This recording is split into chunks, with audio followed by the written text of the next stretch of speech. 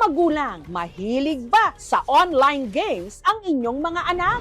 Nababantayan nyo ba kung ilang oras kada araw sila nakababad sa kakalaro sa kanilang mga cellphone, iPad at computer? Baka kailangan nyo nang tutukan. Ang binata kasing ito, matapos raw ang 3 araw na walang tigil na paglalaro, bigla na lang naging Oy, di mo gawas. agresibo. Oy, ayaw, singgit na, ayaw. Nagwawala siya, nagsisigaw, Pangutana gani kung pila ko katuway gani. nanununtok, nandudura. Mo pahimuyo ka dili kay Oo, imo na pong saktan imong lolo. Suntok po rin, suntok sa diya, ipatira po rin. Kung dati, ang binata lang ang hindi makakontrol ng kanyang online game addiction, Gapusol ka na mo ron. ngayon, siya naman daw ang hindi makontrol ng kanyang mga kaanak. Tinari namin siya kay sinasaktan din niya sarili niya. Ayun na kagiro diha. Iro na. It's a prank, magaling siyang pumiglas tapos ang bilis niya. At ginawan pa nila ito ng kulungang bakal. Sakit kaayo. Wala may magdahon nga minana siya. Buutan din ang bata. Bago lang na siya ng graduate sa senior high. Hindi na daon. Muto ka niya, gumani. Doon nagsimula parang na-addict sa online gaming. Sobrang paglalaro ng online games nga ba ang dahilan kung bakit siya humantong sa ganito? Oy, di mo gawas. Ang binata sa video, tigat Negros Occidental.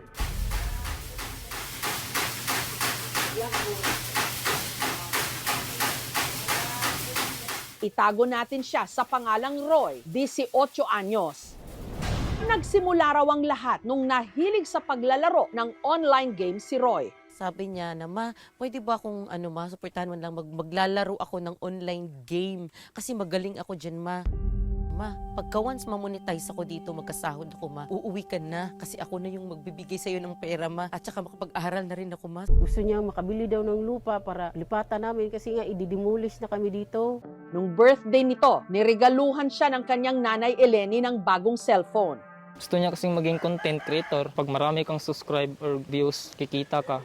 Mula noon, 1 to sawa na raw na nakababad si Roy sa paglalaro. Hanggang napansin na lang nila ang unti-unting pagbabago sa kanyang ugali. Ayaw, pasagdai lang na siya magwala. Pasagdai lang. Oy, di mo gawas. Palagi na siyang galitin ba? Pansin rin namin, bilis siyang mapikon. Isa nga naming kaibigan, yung sinabihan siyang walang galaw sa laro, bigla siyang nagalit, muntik na sila magsuntukan. Hanggang umabot na nga raw sa puntong 3 araw nang walang babaan ng cellphone si Roy. Hindi na siya natutulog, hindi na kumakain. Nung nag-video call kasi kami, parang iba na siya parang pumayat na siya At ang pinaka-ikinabahala nila, si Roy, nagsimula na ring maging bayolente. Pag natatalo siya sa gaming na yun ba, pinupukpok niya yung ulo sa siminto. Ayaw, saktan yung lula. Tinak ko na yun.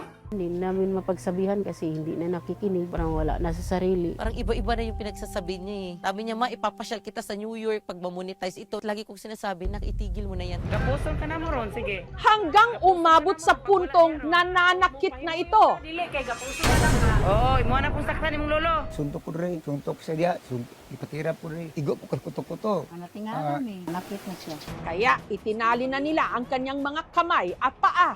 Ayun na kagiro diha. Iro na. Nung una, kinutuban daw silang baka gumagamit ng illegal na droga si Roy. Sabi niya, nakatik siya sa marijuana. Kaya agad nilang ipinadrug test ito. Pero ang resulta, negative. Kaya hindi mawari ng pamilya kung bakit tila palala ng palala ang kanyang lagay. Oy, di mo gawas. Hanggang napagtanto nila na ang pagbabago sa ugali ni Roy dahil sa labis-labis nitong paglalaro ng mobile games. Parang na-addict sa online gaming.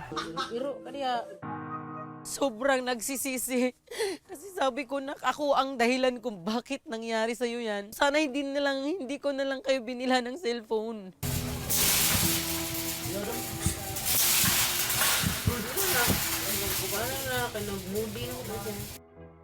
Dahil may pagkakataon naman daw na bumabalik si Roy sa tamang katinuan,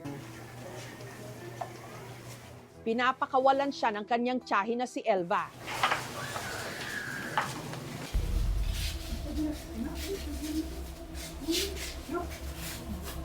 Pero dahil hindi raw ito mapakali nung araw na yon, pilit siyang pinapakalma. Tulong kami. Hindi pwedeng isa po, ma'am, kasi malakas po siya, ma'am. Hindi po kami nabibigay ng kumpiyansa, ma'am, dahil nabugbog na po kami. Malikot siya. Tumatakbo. Mahirap po, ma'am, kasi mga pangailangan namin sa araw-araw, hindi namin magawa dahil nagbabantay kami sa kanya. Hindi naman po kayang iwan, ma'am. Sinaawa din kami. Wild na siya, nilalagay namin dito. At least hindi namin natatali, bahala na siya dyan kung anong gagawin niya. Binabantayan lang namin. Ito yung mga tinatali namin sa tuwing nagwawala siya. Mga ano po ito, yung mga scarf, kurtina. Pero hindi naman yung tali na talagang mahigpit.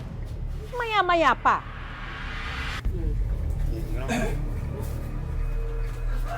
kusang pumasok si Roy sa para niyang kulungan. Masakit din po na nagkaganon yung bata. Aminado rin po na may pagkukulang din po sa kanya. Hindi pa man ipinapanganak daw si Roy, wala nang ugnayan ang kanyang mga magulang. Sa hirap po talaga. Nagtatricycle driver lang po ako. Para matustusan ang kanyang mga pangangailangan, nagtrabaho ang kanyang nanay Eleni sa Maynila.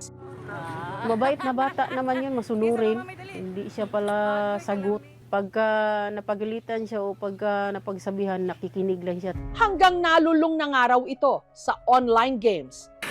Oy, oy, oy, oy, oy, oy, di mo gawas. Na umabot sa puntong tila nawala ito sa kanyang sarili. Nung nabalitaan ni Eleni ang nangyari sa kanyang anak, agad siyang umuwi ng Negros. Nadudurog talaga ako, sir. Kasi sayang, bata pa siya. At saka syempre, marami pa yung mga pangarap. Masakit bilang isang nanay na nakikita yung anak ko. Na ganun.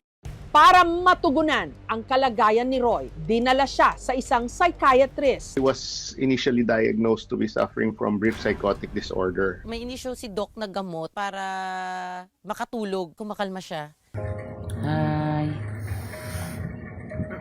Ikaw kung pangita, ma. Pero dahil kailangan daw bumalik agad ni Eleni sa trabaho, Hoy, ayaw. Ayaw, singgit nak. Ayaw. Ayaw. nahirapan silang painumin ulit ng gamot si Roy. Nagwawala siya, ma'am. Nagsisigaw. Nyalain na kaiyang mga panultiun, mga kuan na sa kanaang sa online gaming nga mga kuan ba? Mga ngalan. Yung pag-alis ko ang sakit. Lagi lang umiiyak. Gusto ko siyang yakapin. Hindi ko magawa. Gusto ko siyang tabihan sa pagtulog, hindi ko magawa. Gusto ko subuan sa pagkain, hindi ko magawa.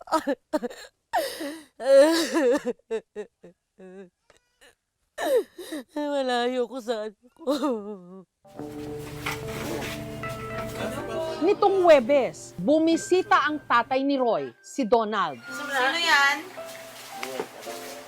Nung makita siya ng kanyang anak, lumiwanag ang mukha nito. Manakit ka? Ayaw, panakit. Hindi nga ni basta hindi ko nagpaprisa. Ayaw lang uguan ah. Mudagan mo ka sa guwagod. Relax lang. Pinalabas nila si Roy sa kanyang kulungan. Yun nga lang, bigla itong tumakbo.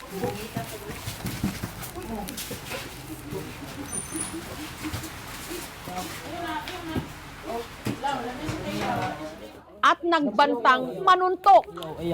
Dili na, relax lang. Sige na, relax lang, kuya. Kaya muli siyang ibinalik sa kanyang kulungan.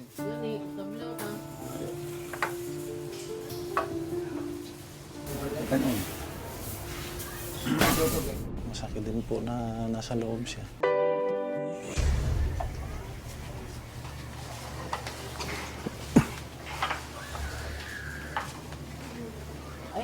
Samantala, para masuri ang kanyang lagay, nitong Biyernes, sinamahan ng aming programa si Roy na muling magpa-check up sa Bacolod City. Si Roy, posibleng may schizophreniform disorder kondisyon sa pag-iisip ng tao na nakararanas ng hallucinations at delusions. Posible pong namana niya yung kanyang mental illness. Sa kanilang family na may mental illness din, na-trigger po yung kanyang condition kasi hindi po maganda yung lifestyle niya. Sa paglalaro niya ng online games, napabayaan niya ng kanyang sarili, napabayaan niya ng kumain. What they need is treatment. Pag tinali mo yan, hindi magagamot yung kanilang illness. Nirefer ko na sa hospital para siya ma-admit. Nabigla kasi ako eh. Hindi namin nakalain na ganun. Hindi ganun pala yung Kung ikagagaling niya, okay lang. Na-admit siya, payag naman kami. Kahit papano, gumaan naman pakiramdam kasi may pag-asa pa pala. Nagagaling siya. Sa ngayon, hindi kami talaga pwedeng sumuko. Hanggang sa gumagaling siya ba? Paglalaro po ng online games, hindi po siya masama as long as alam niyo po yung priorities, tapos hindi po napapabayaan yung sarili natin. Magagawa niyo pa rin po ng way na ma-manage yung time. Parang ano lang po yung paglalaro nun. Pampalibang lang po, ganun. Dapat responsible po tayo. So kailangan talagang mag-impose ilang oras yung paglalaro. 1 to 2 hours is enough na. Umaasa ako nagagaling yung anak ko. Gusto ko sabihin sa kanya, mahal na mahal ko siya. Kisa mama may dali. Agoy, kalami. Sana matulungan niyo yung anak ko. Nagbumaling po siya. Naipagamot po siya. Hindi bangat ang alinmang sobra nagiging addiction. Oy, di mo gawas. Kaya mapanganib.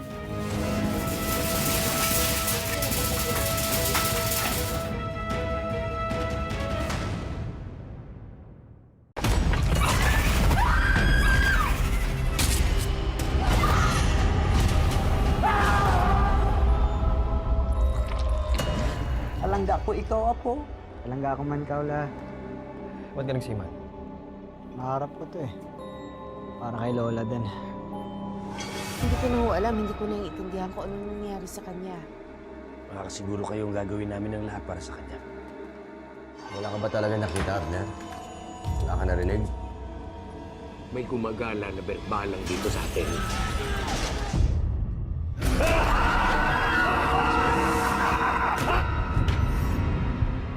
Ang mga nangangambang puso't isip, ginagamit yan ng demonyo para kumapit sa kaluluwa ng tao. Alam mo kung sino yung dapat mong ipagdasal na hindi mo makita? Si Pochong. Kumakain ng patay, may mata ng pusa, may pakpak ng pangke, lumalakas kapag kabilugan ng buwan. Mag-iingat ka sa masusunod mo sasabihin. You know about the Pochong? Please refrain from talking about Pochong. Do not attract its attention. Father Rex, yan po bang pinakamatinding sanik na naharap ninyo? Hindi ako titigil hanggang hindi ako nakapaningin. Hindi tayo magpapatay. Nakampi natin ang Diyos. Magsumakita sa akin! Ha? Masusunod ang kaluluwa mo, Silvierno! Mapatawad ang Diyos sa lahat ng lumalapit sa kanya!